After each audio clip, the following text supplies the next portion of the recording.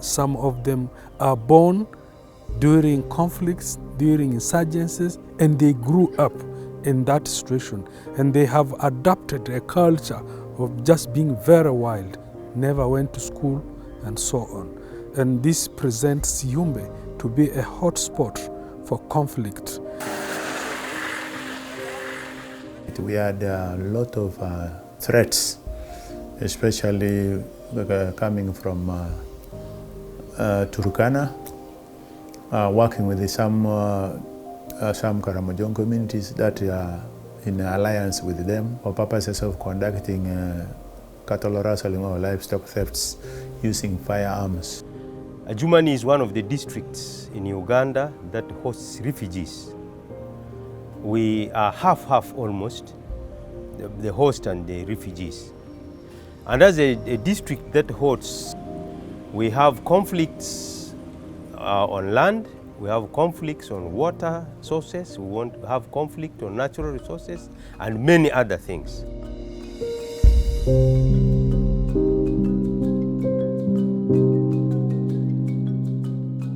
We recognize that in the Great Lakes region, the cycles of conflict has continued over and over.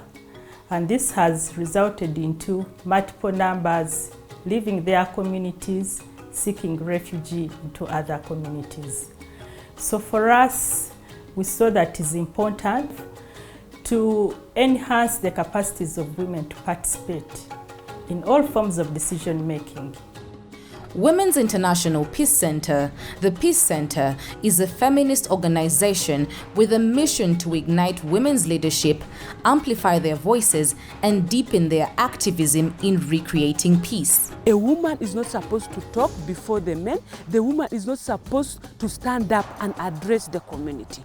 The woman is supposed to be submissive to the man. So all this is denying them the opportunity to take part in decision making. One of our strategic objectives is to continuously profile the voices of women.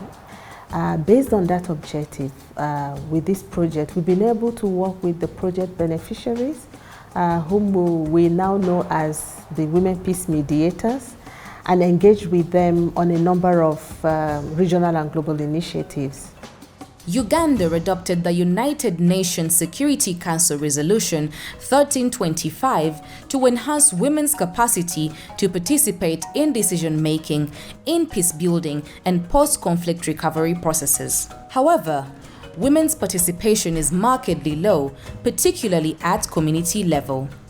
The beauty of this program is that we're seeing more issues coming up that are related to gender inequality issues in those settings, and conflict dynamics around those issues are being brought to kind of decision-making platform. It's good that this program targets both women and men and keep engaging the men to also appreciate that women can also have the capacity and the potentials.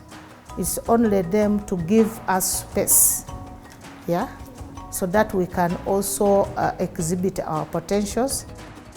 In Uganda, under the Peacebuilding project, the Peace Center, with funding from the UN Women, sought to promote women's effective participation in peacebuilding in refugee settlements and host communities in Yumbe and Adjumani District, and in the local communities in Kotido District in the greater north of Uganda. Participation of women in decision-making and peace-building is paramount in fostering long-lasting peace and security in the community. We equipped the women with mediation skills, and remember, it was practical mediation skills, where we make them identify conflicts in their community and they practice how to mediate it while we are guiding them. We have handled GBV cases, we have handled cases of forced marriages, early marriages, we have handled conflict cases that are brought about by land. We have also handled conflicts between the host communities and the refugees as women peace mediators in the settlement. We trained people who know how to report using answering the 5 questions. That is, what happened? Where did it happen? Why did it happen? Who was involved? With the recipient and with the receiver.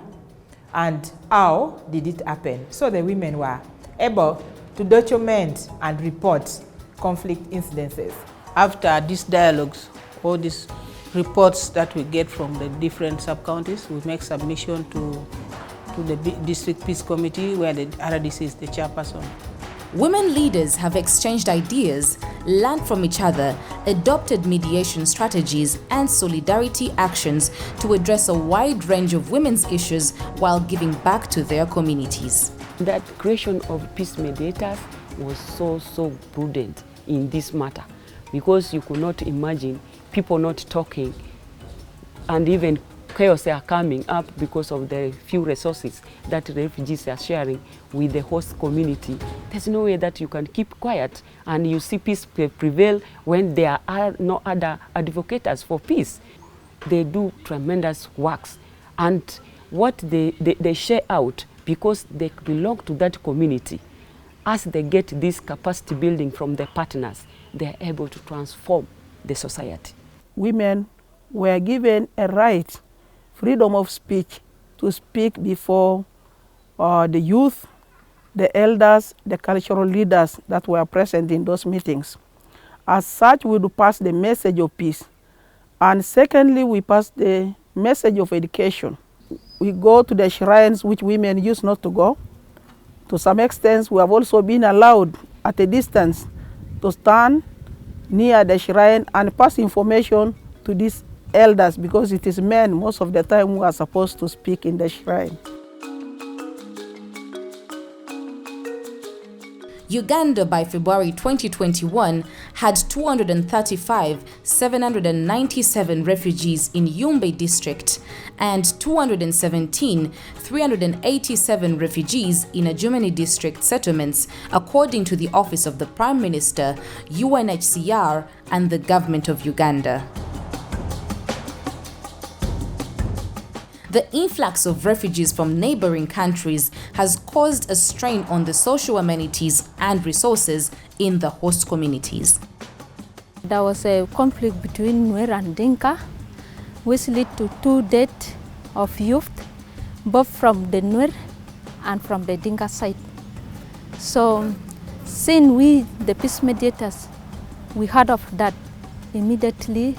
We didn't sit down. We were able to call our settlement commander to come and to even help us with other forces, such that that fight should stop at that time.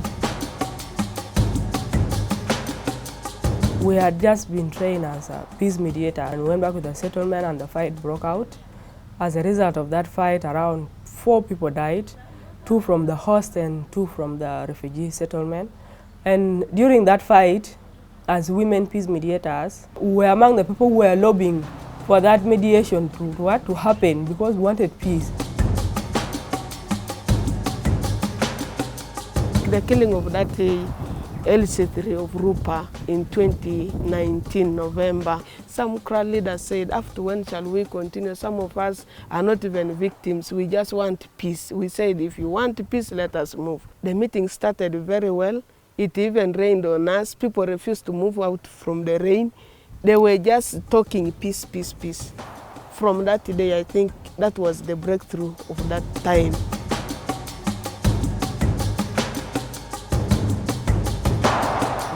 My talking to Africa Union consultative meeting, it has given me the vision that I am a leader.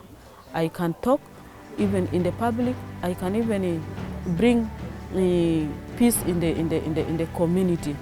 Before anything that we do in our council, before we go for a council, we caucus, share what we want, what we intend to do, and we speak boldly in our council and defend the women.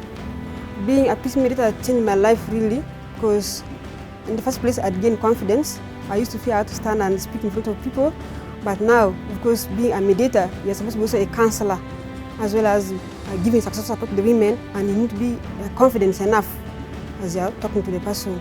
So I had gained my skills, whereby it just giving me some opportunities apart from even Peace Center, I'm also holding some positions in the community. I became a role model for the women in the community. I lead by being an example. I respect myself. A number of institutions of the justice and security sectors have strengthened capacity to mainstream gender perspectives and promote the rights of women and girls in conflict, post-conflict, and other crisis situations.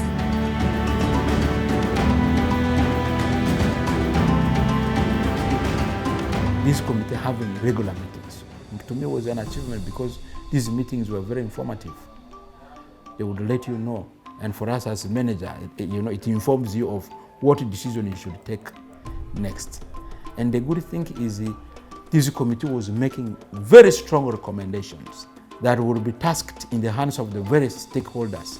And surely, some of them were properly implemented, and it has changed the attitude and behavior of the people. The women themselves have now gone into even leadership. Because of the trainings that we had, they have gone to even support their own families in bringing peace among themselves. I think they have taken lead. When we are not directly involved there, sometimes it will be very difficult to see other concerns and issues. And most of us, women, contested at different levels.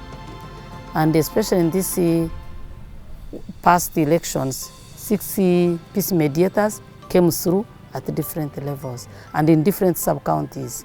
Me personally, I contested as the DLC, that is District Local Council, coming to 5, representing female workers, and I came through.